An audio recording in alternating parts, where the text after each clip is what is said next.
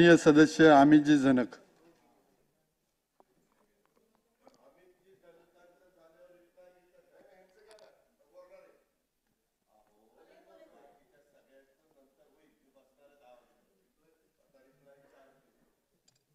माझं झाल्यावर ना, माझं झाल्यानंतर ना.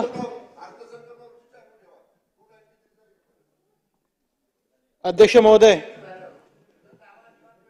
संत तुकाराम महाराजांच्या अभंगाने आदरणीय दादांनी आपल्या राज्याचा अर्थसंकल्प मांडला. यामध्ये सुरुवातीलाच त्यांनी मुख्यमंत्री वारकरी संप्रदाय महामंडळ स्थापन करण्याची घोषणा केली.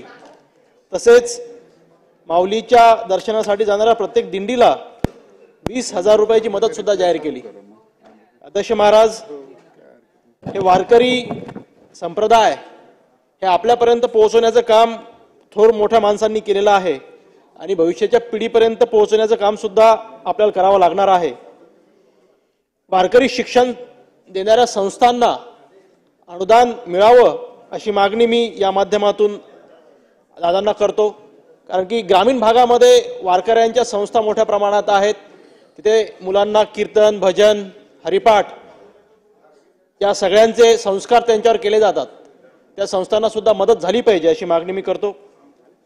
अध्यक्ष महोदय, मुख्यमंत्री माझी लाडकी बहीण ही योजना आदरणीय दादांनी जाहीर केली. योजना जाहीर होताच आमच्या सगळ्या माय मावल्या भगिनी ह्या सकाळपासून तहसील कार्यालय असेल, बँका असेल, प्रत्येक ठिकाणी रांगेत त्या बिचाऱ्या लागल्या. रोज नवीन नवीन बदल या योजनेमध्ये होत आहेत. मी नक्कीच आपल्या माध्यमातून विनंती करेल की योजना एकदाच हिचे काय निकष फायनल करावे, म्हणजे रोज त्याच्यात बदल न करता एकदाच त्याचे निकष फायनल करावे. 31 ऑगस्ट आपण शेवटची तारीख जरी म्हटलं असेल तर ही योजना निरंतर चालणार हे आपण सगळेजण सांगताय.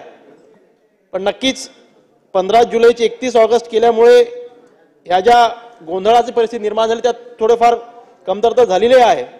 अध्यक्ष महोदय, जी वयाची अट आहे ती 21 ते 25 ऐवजी 21 ते 65 ऐवजी 18 ते 65 करावी ही विनंती नक्कीच करतो. कारण की आपल्या लोकशाहीमध्ये 18व्या वर्षी ही माऊली आपल्या मतदानाचा अधिकार वापरते, तिचा सन्मान या निमित्ताने होईल असं मी मानतो. या योजनेसाठी बँकांमध्ये खातं असावं हा असा निकष आहे. आज बँकांच्या दारी आपल्या बहिणी जेव्हा जातात तर त्या बँका, अध्यक्ष महोदय, त्यांचे जे निकष आहेत खातं उघडण्याचे, ते कोणाचे 2,000 डिपॉझिट असेल, कोणाचं 3, कोणाचं 5,000, तर नक्कीच आपल्या माध्यमातून विनंती करेल की जसे जनधनचे खाते 0 बॅलन्सवर उघडले गेले होते, या योजनांसाठी या मायमावल्यांचे खाते 0 बॅलन्सवर उघडण्यात यावे. अध्यक्ष महोदय, ग्रामीण भागामध्ये पोलीस पाटलांचे आमच्या क्षेत्रात असंख्य पदं रिक्त आहेत. त्यांची सुद्धा भरती शासनाने हाती घ्यावी, जेणेकरून जो पोलीस स्टेशन असेल किंवा तहसील असेल यांचा दुवा प्रत्येक ग्रामीण भागामध्ये असतो ते पोलीस पाटलांचं पद भरल्या जाईल. अध्यक्ष महोदय, आपल्या शेतकरी सन्मान योजना असेल किंवा नमो सन्मान शेतकरी योजना असेल, ह्या राबवताना असंख्य अडचणी ग्रामीण पातळीवर येत आहेत. यामधल्या ज्या काही शेतकऱ्यांच्या तक्रारी आहेत त्या सोडवण्यासाठी टेक्निशियन स्टाफ सुद्धा तहसील कार्यालयात अवेलेबल नाहीये. या व्यतिरिक्त आपले जे काही अनुदान अतिवृष्टीचं असेल किंवा नापिकीचं असेल, हे EKYC केल्याशिवाय शेतकऱ्यांना मिळत नाही आणि प्रत्येक वेळेस EKYC त्यांना करावी लागते.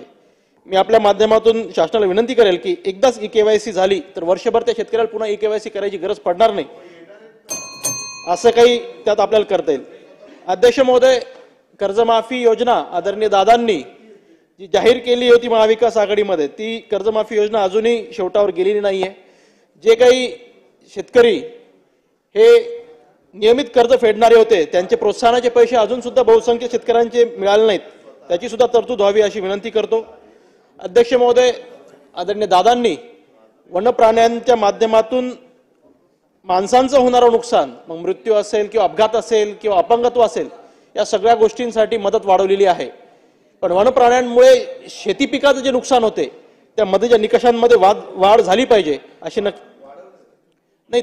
भाषणाचे जे बुकलेट मिळालं जातं त्यात फक्त तुमचं ते अपघातापर्यंतच आहे. धन्यवाद दादा, आपण पिकांचंही त्यात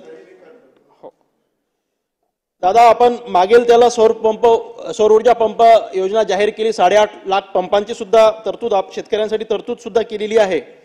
पण एक विनंती अशी आहे की ज्यांच्या शेतात वीज आहे त्यांना सौर पंप आपण देत नाही. आत्ताची जी योजना जी आहे त्यांना आपण देत नाही. ती सुद्धा आपण जर अट शिथिल केली तर सगळ्यांसाठी ओपन ही होऊ द्या. बारमाही शेतकऱ्यांसाठी रस्त्यांची सुद्धा योजना एक दादांच्या माध्यमातून झाली पाहिजे अशी मागणी मी करतो. कारण शेतरस्त्याची अतिशय बिकट परिस्थिती ग्रामीण भागामध्ये आहे. दादा, वीज बिल माफ आपण सगळ्या शेतकऱ्यांचा करण्याचा निर्णय घेतला, पण जे इन्फ्रास्ट्रक्चर आपण ऊर्जा मंत्री असताना जे होतं त्यामध्ये अजूनही सुधारणा झाली नाही. ग्रामीण भागात आजही जी काही लाईनीची परिस्थिती आहे, इन्फ्रास्ट्रक्चरची परिस्थिती, डीपींची परिस्थिती आहे, त्यामध्ये अद्यावतपणा आला पाहिजे. वेळोवेळी थोडीशी जरी हवा सुटली अध्यक्ष महाराष्ट्र ग्रामीण भागात आपण सुद्धा आम्ही सुद्धा आहोत, लाईन ही घंटो रात्र लाईन बेपत्ता होऊन जाते. यामध्ये सुधारणा झाली पाहिजे. अध्यक्ष महोदय, घरकुल योजनेचे जे हप्ते आहेत हे हप्ते अजूनही विविध घरकुल योजना ज्या आपल्या याच्यामध्ये आहेत त्या अजूनही लाभार्थ्यांना मिळालेल्या नाहीत. आणि आपल्या माध्यमातून नक्कीच विनंती करेल की शहरी आणि ग्रामीण भागात ज्या घरकुल योजनांच्या अनुदानामध्ये तफावत आहे त्यात एकरूप आलं पाहिजे. सारखं अनुदान सगळ्यांना मिळालं पाहिजे अशी आपल्या माध्यमातून विनंती करतो. अजितदादा, नक्कीच अजितदादा म्हणजे एक वादा, हा सकाळी त्यांच्या भाषणातून आम्हाला कळालं, ते नक्कीच हे वादे पूर्ण करतील अशी अपेक्षा व्यक्त करतो आणि थांबतो. जय